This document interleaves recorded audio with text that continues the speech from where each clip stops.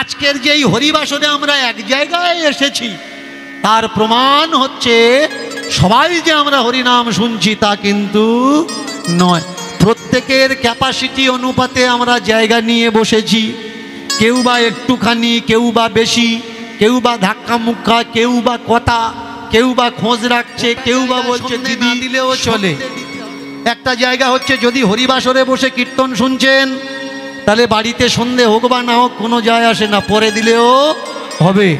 কোথাও ভাগবত পাঠ হচ্ছে, আপনি বসেছেন ভাগবত পাঠের আসরে, ওই ভাগবতের পাঠেও সন্ধ্যা আরতি হয়। আপনার বাড়িতে সন্ধ্যা হোক বা না হোক কোনো যায় আসে না, পরে গিয়ে দিলে হবে। আর বাড়িতে যদি গুরুদেব আসে, শুনে রাখুন মায়েরা, বাড়িতে যদি গুরুদেব আসে আর গুরুদেব মেনে চলুন বিকেলবেলা কোনো শাস্ত্রালাপ করছে, আপনাদের শাস্ত্র প্রসঙ্গ শোনাচ্ছে, সেই সময় যদি সন্ধ্যা হয়ে যায় বললে হবে না গুরুদেব একটু অপেক্ষা করুন সন্ধ্যা দিয়ে নি তারপরে শুনবো, বললে হবে না। আগে শেষ করতে হবে তারপরে গিয়ে সন্ধ্যা দেবেন, দেরি হলে কোনো যায় আসে না।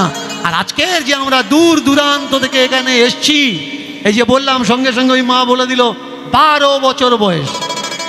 আপনারা হা করে আছেন, তার মানে কি শুনছেন না? বসে আছেই মানেই যে শুনছে তা নয়। আপনারা বলতে পারেন বাবা আমরা প্রত্যেকে গান শুনছি, কি মায়েরা প্রত্যেকে গান শুনছেন তো? মায়েরা, শুধুমাত্র মায়েরা উত্তর দাও। কেউ শোনেনি, কেউ শোনেনি।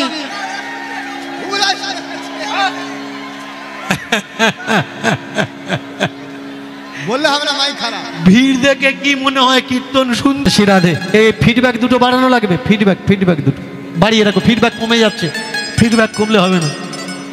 এখানে বসে আছো মানে যে শুনছো তা নয়। সব জায়গায় কিন্তু গন্ডগোল কারা বাঁধায়?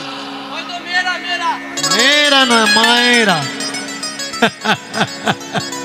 যে কোনো সংসারে অশান্তির মূল কারণকে একটা মায়েদের গল্প ভালো মনে পড়ে গেছে, বলবো যদি অনুমতি দেন বলি।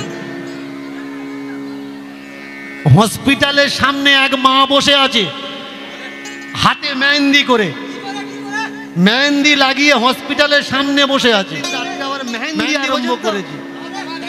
এটা কিন্তু আমাদের কালচার নয়, বাঙালিদের কালচার নয়। তবু বাঙালিরা কিরকম একটা ভাব হয়ে গেছে যে এটাও করার দরকার। শুধু তাই নয়, মাথায় চূড়া পরেও ঘোরে, এটা নাকি চূড়াকরণ। ফুলের বাতাসি আর দেয় না, প্লাস্টিকের চূড়া পরে বেদিন ঘুরছে। শুধু তাই নয়, আমি দেখেছি ছোটবেলায় যখন কারোর বিয়ে হতো, স্নো তা না হলে পাউডার, বেশিকে বেশি ইমানি ছিল আর পাউডার ছিল, কাপড়ে করে বা রুমাল করে গুলটি করে লাগিয়ে নিয়ে এরকম একটু মুছে দিত। এখন তো মেয়েদের চেনা যায় না, ইয়ে কে? যদি প্লাস্টিক ফেটে যায়, আমি সত্যি বলছি, এদিকে হয় কিনা জানি না, অন্য সাইডে হয়। বউ খেতে বসেছে, রসগোল্লা খাচ্ছে না, খা হা করলে মেকআপ যদি ফেটে যায়, ভেবে দেখেছেন বাংলার পরিস্থিতি দশাটা কি? হাতে মেহেন্দি করে হসপিটালে বসে আছে। এক ছেলে জিজ্ঞাসা করছে, ও দিদি তুমি হাতে মেহেন্দি করেছো, তোমার বিয়ে নাকি? বললে হ্যাঁ আমার বিয়ে হবে। তা বিয়ে হবে, মেহেন্দি করে হসপিটালে বসে আছো কেন? বলে আমার স্বামী ওই বেডে আছে তো বেশিক্ষণ বাঁচবে না। বলে স্বামী বেঁচে আছে আবার হাতে মেহেন্দি, আমি ঠিক বিষয়টা বুঝতে পারলাম না।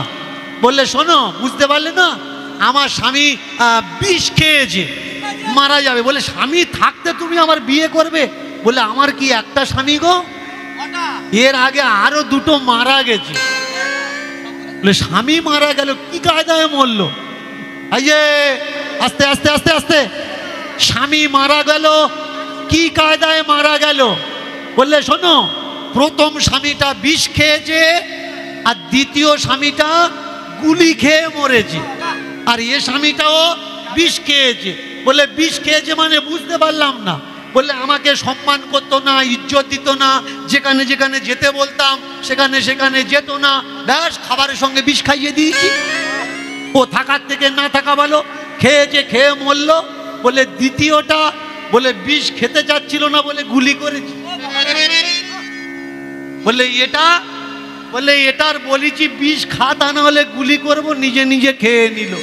বললে আমার হাতে মেহেন্দি, আবার আগামীতে আমি বিয়ে করব। শুনে রাখো, সবাই তো খারাপ লো আবার আছে। আমি ভালো মায়েদের বলছি, খারাপ মায়েদের কিন্তু বলছি না গো মা। মন দিয়ে হৃদয়ে বয়ে নিয়ে যান, জীবনে কাজে লাগবে, আপনাকে কেউ গোলাম বানাতে পারবে না।